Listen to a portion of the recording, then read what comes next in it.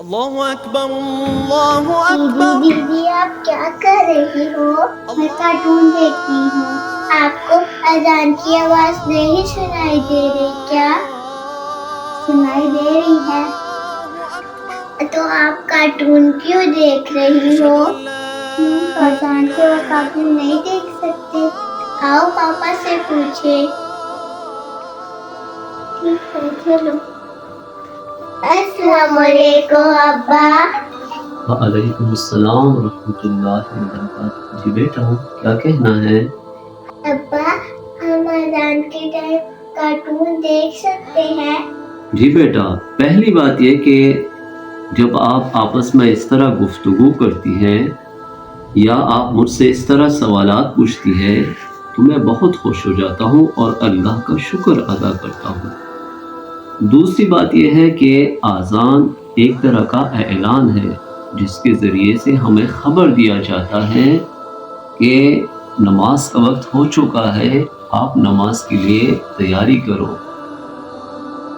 تیسری بات یہ کہ اذان میں جو کلمات ہے یہ اللہ کی طرف سے نازل ہوئے ہیں جس کا احترام کرنا ایک مومن کے لیے ضروری ہے۔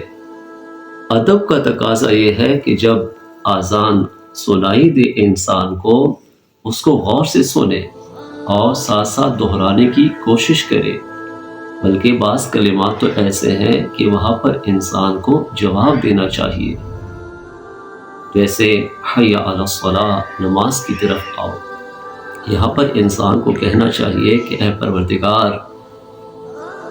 تیری یاد کی طرف مجھے بلایا گیا ہے، میں آمادہ ہوں، میں حاضر ہوں۔ اسی طرح حی علی الفلاح، کامیابی کی طرف آؤ۔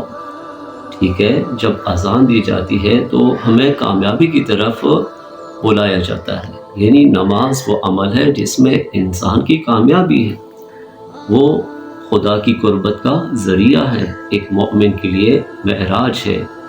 تو انسان کا فرض کیا بنتا ہے، ایک مومن کا فرض کیا بنتا ہے کہ جب اس کو اذان کی آواز سنائی دے تو وہ غور سے سنے، اس لیے کہ یہ اللہ کی کلمات ہیں، اللہ کی طرف سے نازل ہوئے ہیں، اور یہ کلمات ساتھ ساتھ دہرانا چاہیے، اور پھر انسان کو تمام دنیاوی معاملات کو چھوڑ کر نماز کی تیاری کرنی چاہیے اور اپنے وقت میں نماز کو ادا کرنا چاہیے، اس لیے کہ نماز وہ عمل ہے کہ جس کے انجام دینے سے انسان کو دنیا و آخرت میں کامیابی ملتی ہے اور انسان کی زندگی میں برکتیں آتی ہے اور آخرت میں بھی انسان سرخرو ہوتا ہے۔